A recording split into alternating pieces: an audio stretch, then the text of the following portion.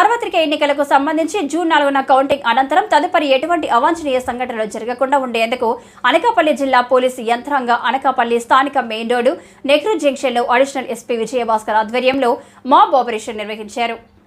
ఆయా ప్రాంతాల్లో హింసాత్మక ఘటనలు అలాగే అల్లర్లు దాడులను ఎలా నిరోధించాలి, వాటిని ఎలా ఎదుర్కోవాలి అనే అంశాలపై పోలీసులు మాక్ డ్రిల్ ద్వారా ప్రజలకు అవగాహన కల్పించారు.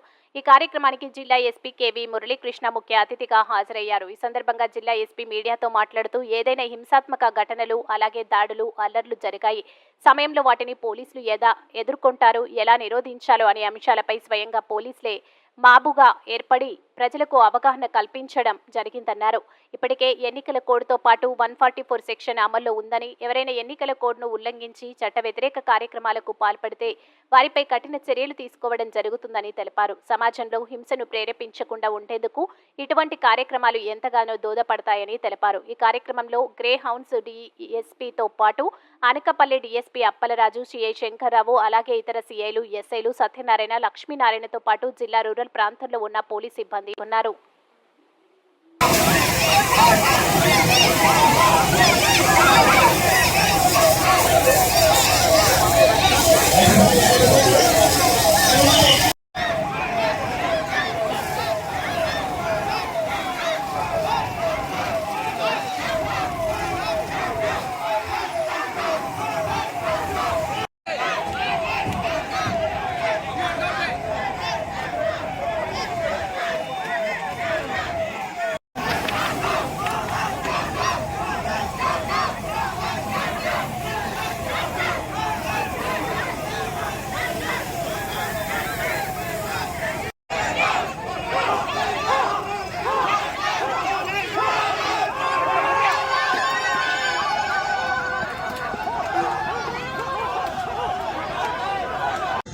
ఇక్కడ తెలియపరచడం అనేటువంటి జరిగింది.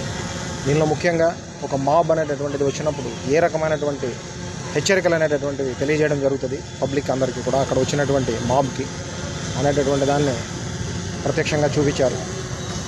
ముఖ్యంగా ముందు ఎవరైతే మాబ్ లాగా వచ్చేదానికి ప్రయత్నం చేస్తారో వాళ్ళ మీద బాష్పవాయువుని ఉపయోగించడం ద్వారా నిరోధించవచ్చు.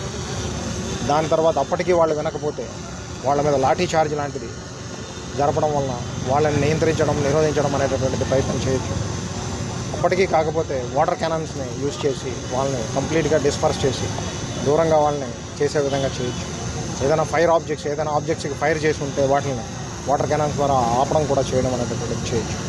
సో ఇవన్నిటిని కూడా చేసినప్పటికీ కూడా మాబ్ కంట్రోల్ కాని పరిస్థితుల్లో ఫైరింగ్ అనేటటువంటి దాన్ని చేసే పరిస్థితుల్లో ఎలా చేయొచ్చు అనేటటువంటి దాని మీద ఒక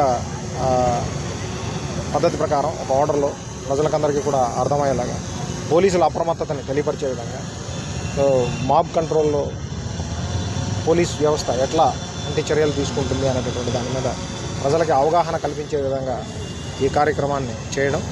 దానిలో భాగంగానే ఈ సిబ్బంది అందరూ కూడా పూర్తిగా మమేకమై ఇక్కడ పోలీసు వారే దానికి ఒక మాబ్ లాగా కూడా తయారవడం, ప్రజలందరికీ ముందు అవగాహన కల్పిస్తూ మాబ్ కంట్రోల్ లాంటిది దీనిలో మాబ్ లాగా కానీ రాయట్ కానీ అట్లాంటి వాటికి జోలికి ప్రజలందరూ కూడా వెళ్ళకూడదని, అలాంటి చట్ట వ్యతిరేకమైన కార్యక్రమాల్లో ఎక్కడ కూడా ఎవరు భాగస్వాములు కాకూడదని, అలా భాగస్వాములు అయితే కఠినమైనటువంటి చర్యలు తీసుకునే దానిలో భాగంగా ముందుగా వాళ్ళని కంట్రోల్ చేయడానికి పోలీసు వారు తీసుకునేటటువంటి కఠినమైన చర్యలతో పాటు దీంతోపాటు చట్ట వ్యతిరేకంగా పాల్గొన్నందుకు కఠినమైనటువంటి చర్యల్లో భాగంగా సెక్షన్స్ ద్వారా కేసెస్ కూడా రిజిస్టర్ చేయబడతాయి అలాంటి వాటికి.